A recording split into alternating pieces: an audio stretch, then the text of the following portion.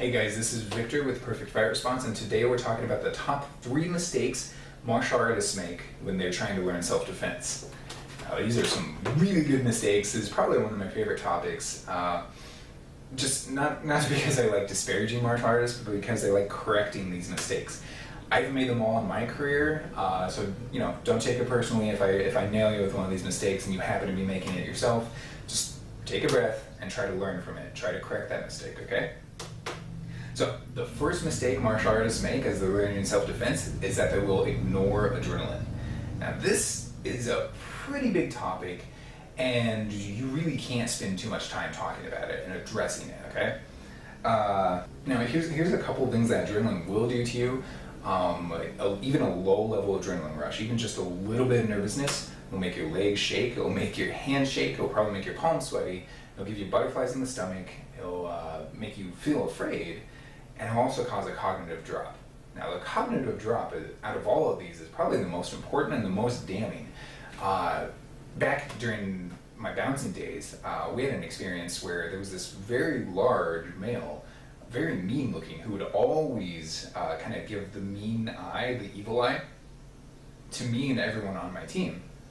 He wanted to fight, and we knew it was coming. And I remembered seeing this guy, and he's a big boy, at least probably 250 pounds, probably 6'3", 6'4", somewhere in there. Very large male, pretty scary. And I remember thinking, at that point I'd probably been in about 5 or 6 fights, and all my plans went out of my head. I just stared at him, I had nothing else, I just had my base instinct, and I was thinking, okay, I'm gonna hit the hell out of him if he attacks. And bear in mind, at that point it was like 12 years of training, I've had all these techniques that I know and have probably mastered in a lot of cases, and I've used them in real fights. So it's not like I can't do that stuff, it's just the cognitive drop was throwing me a loop. I hadn't been there before, not that scared, and all my plans went out. I basically had palm strikes and a couple punches. All the fancy wrist locks and the carry-outs and everything that we did from bouncing, gone. The fact that I had a bunch of weapons on my belt, like mace and a nightstick, gone. They weren't in my head anywhere. I was just thinking, okay, I gotta hit the hell out of that guy. If I was lucky, I probably would have thrown a couple knees too. Turns out his girlfriend came by and kept him from getting into a fight. Right when he was getting ready to step up to one of us, his girlfriend started making out with him and got him out of the place. So nothing happened, and that's a great thing. But it was a little scary there for a second. So you have to pay attention to that cognitive drop, because and what that means is that you're only going to have very simple techniques, and you're only going to have a few of them. So be very careful in which techniques you practice and which ones you're going to have with you, because you're only going to get a couple in a real self-defense scenario, okay? So pay attention to that cognitive drop and prepare for it by using very simple techniques and just a few of them that you know are going to work basically no matter what. So here's the next mistake martial artists make when they're learning self-defense. They never test themselves in a combat simulation, okay? Now, this is one of the worst mistakes that you can make. First off, you'll never know how you'll react to the real thing. And of course, bear in mind, the real thing is always going to be a little bit different than training. There's just only so much you can prepare, but you can cross a lot of the stuff off your list. You can tell, oh, this is how I react when I'm tired. You can do a lot of push-ups, and so your arms are kind of shaky, and you can tell how you're going to fight when your arm is shaky. Remember, we just talked about adrenaline. That's going to be one of the key things that adrenaline does to you. It's going to make your arm shaky, you can make your legs shaky, you can do all these things, you can get yourself out of breath, you can get your heart rate high. All these things, you can practice them in pieces so you can understand how you'll actually fight in real life. But going into a combat simulation is a little bit different. It usually takes a lot of resources and a lot of preparation, it takes a lot of training and a lot of safety gear. But once you do that, you get a good idea of how you react to the real fight, and you have to take certain techniques in there. You're going to realize that only certain techniques work, first of all, and second of all, you're going to realize that most of the techniques that you thought you knew, you just didn't. They weren't there for you, they didn't work quite right when the other person is free and can attack you.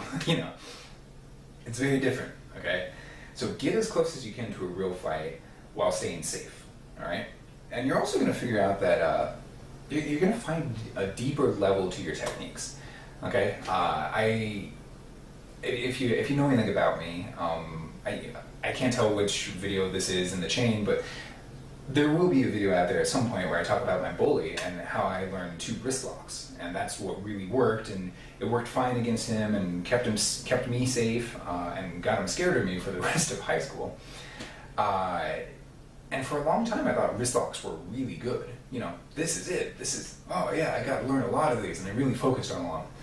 And then I got to college, and I was just trying to show one to my friend, and he just flexed his arm and stopped me completely. Okay, that took a big blow to me because I was still so young in my martial arts career, and I didn't really know anything.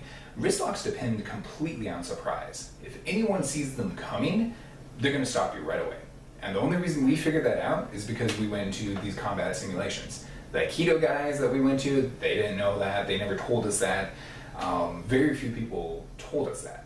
We had to figure that out ourselves. And that's just something that you're going to learn when you go into these combat simulations. When you simulate a real fight as close as you can while being safe, you're just going to get a new level of understanding to what actually works in a fight and what doesn't. And there's only one way to do it. It's by going there and doing that.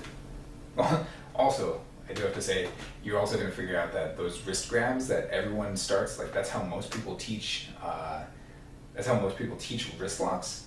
Looking at you, Aikido, they'll start off like, "Oh yeah, if someone grabs your wrist." Okay, that does happen occasionally in a fight, but it's very rare. And if it ever does, you can just hit them. Okay, if you have a free arm, just hit them a couple times. They'll let go. All right.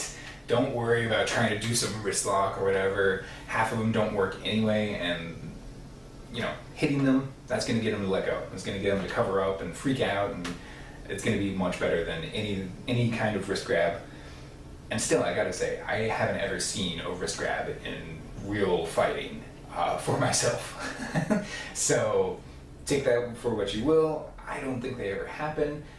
Those instructors really think they do. If it does, just punch them in the face. That's something you figure out, again, in combat simulations. Again, those wrist grab defenses and twisting and trying to do a wrist lock, they don't work. They don't work in a combat simulation. They probably won't work in a real fight either. And that's something we figured out because we went there. So test yourself always with this stuff. Okay, the third mistake martial artists make when they're trying to learn self-defense is that they never prepare themselves for an ambush. Okay, now these ambushes are the most common technique used by criminals when they're trying to attack someone. And it's also one of the most neglected, at least from what I've seen in the martial arts world. No one talks about them. Not really. You have to go outside of the martial arts world to even get any talk about it at all. You have to go to things like the spear system, or I think the self-defense company talks about it a little bit. Those aren't martial arts companies, not really. They're kind of outside of the martial arts world. And so this is a big mistake that most martial artists make, and it's a good place where you can spend a lot of time learning and addressing this. So, yeah, like I said, it's the most realistic scenario. It's also the least talked about. And what you have to realize is that ambushes are fast, they're designed to surprise you and to shock you, and they're patented, they will cause you to freeze, okay? Now, if you get the wrong type of training, now let's take an aside on freezing. Everybody freezes, all right? From the Navy SEAL to the SWAT team officer to, you know, the woman who has to fight someone off from her purse. Everybody freezes. The difference is training. With the right training, you can shrink that freeze down so that no one watching can even realize that you just went through a freeze. The wrong type of training will stretch that freeze out and keep you from being effective in a fight when you most need to be effective, okay? So that's what freezes are.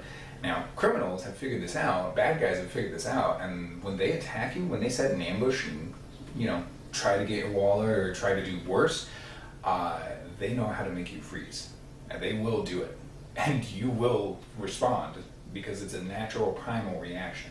So you need to be able to address this, and you need to be able to train for this, okay? Let's recap real quick across these 3 mistakes. First off, martial artists, when they're trying to learn how to defend themselves, they will ignore adrenaline.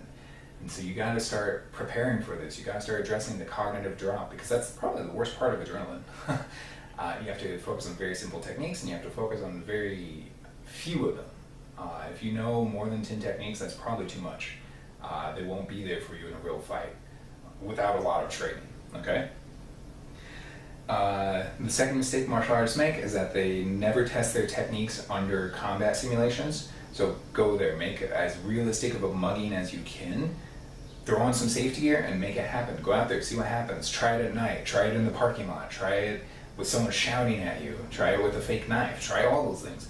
And you'll start building a picture of what real fights are like. And it'll be a lot better for you. That exercise alone will probably teach you more than years and years of martial arts training. Okay, and then the third mistake martial artists make is that they never train for the ambush.